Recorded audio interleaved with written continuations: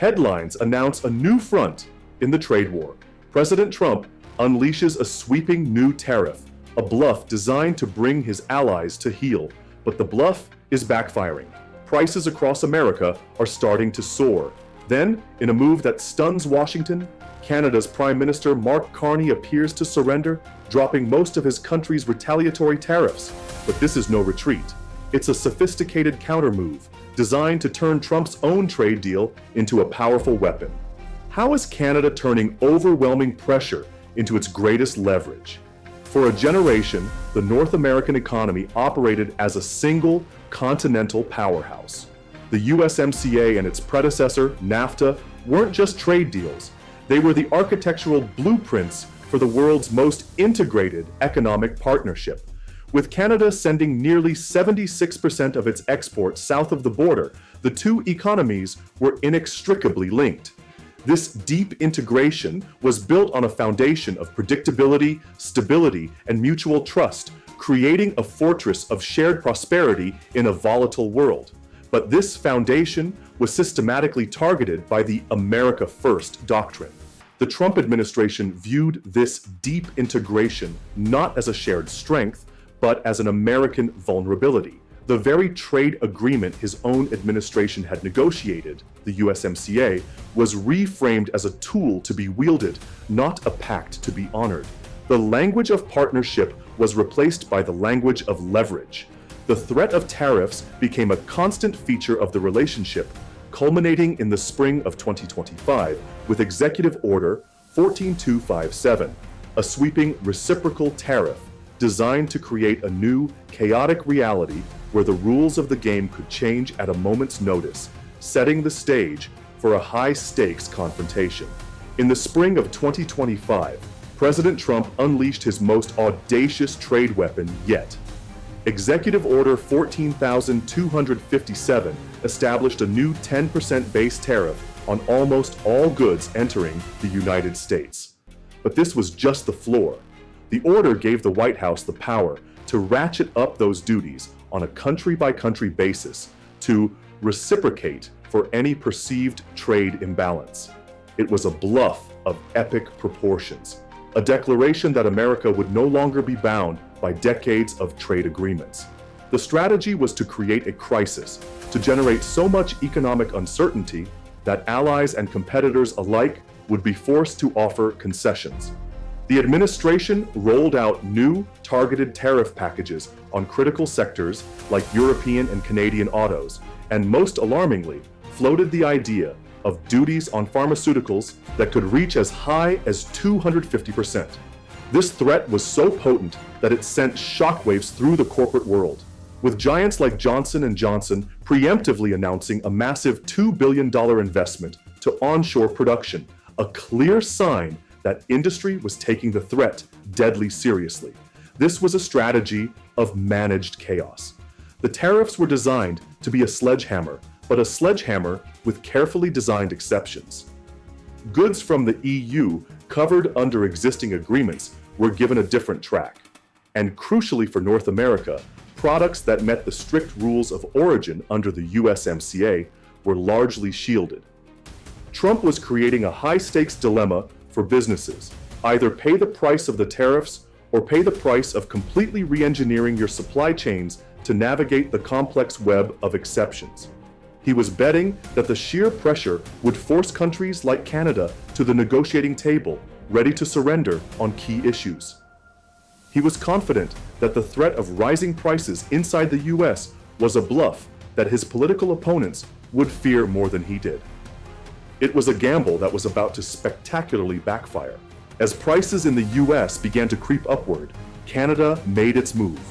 On August 22, 2025, in a decision that caught Washington completely off guard, Prime Minister Mark Carney announced that Canada was unilaterally dropping most of its retaliatory tariffs. To many, it looked like a capitulation. In reality, it was a brilliant strategic pivot from a street fight to a chess match. Carney had recognized two critical facts. First, Canada's own retaliatory tariffs were contributing to inflation at home, hurting the very citizens he was trying to protect. Second, The real battle wasn't going to be won with tariffs, it was going to be won with the law. By dropping the broad tariffs, Carney provided immediate relief to Canadian consumers, but he strategically kept the duties on three politically sensitive American industries: steel, aluminum, and autos. This was his leverage. He was signaling to Washington, "We are willing to de-escalate, but we will not disarm." This move was the culmination of a long-term strategy to master the USMCA's powerful legal toolkit. For years, Canada had been using the agreement's dispute settlement panels to quietly defend its interests. In a landmark 2022 case, it won a major victory against an aggressive US interpretation of auto rules, protecting its supply chain. In 2023, it successfully defended its dairy system. And even in a case over GMO corn that the US won against Mexico, Canada's participation reinforced its image as an actor that respected the rules-based process. Carney was using these precedents to build a fortress of legal credibility. His message was clear: Canada will follow the agreement to the letter, and we will use the agreement to defend ourselves from any illegal pressure. He was turning the USMCA from a source of conflict into Canada's primary shield, and that shield will be tested on July 1st, 2026. That is the date of the mandatory 6-year review of the USMCA. On that day, the leaders of all three nations must formally agree to extend the pact for another 16 years, or it enters a sunset period, risking eventual termination. This review is the ultimate leverage point. Trump's tariff bluff is designed to create a crisis atmosphere heading into 2026, giving him ammunition to demand a renegotiation. Carney's strategy of legal precision and tactical de-escalation is designed to remove any pretext for such a crisis, setting the stage for a clean renewal. The entire conflict, the tariffs, the price hikes, the legal battles, is a prelude to this single, critical moment that will determine the future of the North American economy. For Americans, the blowback from the tariff bluff was not a distant economic theory. It was a daily reality felt in their wallets. While President Trump promised his policies would make America richer, independent analysis painted a starkly different picture. The Yale Budget Lab calculated that the new wave of tariffs would directly lead to a 2.3% increase in the overall price level, costing the average American household an extra $3,800 a year. The pain was sharpest for necessities. The cost of clothing, much of which is imported, was projected to spike by a staggering 17%.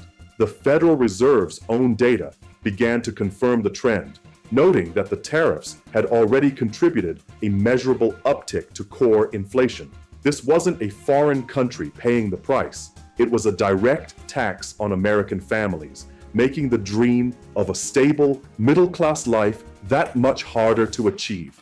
The tariffs also failed in their stated goal of closing the trade deficit. Instead, the chaos they injected into global supply chains made it more expensive and difficult for American businesses to operate. The policy, designed to project strength, was instead creating friction throughout the US economy. For a small business owner relying on imported parts, it meant higher costs and unpredictable delivery times, making it harder to compete. The bluff, intended to bring other nations to their knees, was instead putting a knee on the neck of the American consumer and the American entrepreneur. On the Canadian side of the border, the story was different. While the US tariffs were a constant threat, Prime Minister Carney's strategic decision to drop most retaliatory duties provided a crucial release valve for the Canadian consumer. With the threat of a tit-for-tat trade war diminishing, the Canadian dollar strengthened and the risk of import-driven inflation receded. The Bank of Canada, while still citing US trade policy as a major risk, was able to maintain a more stable inflation outlook.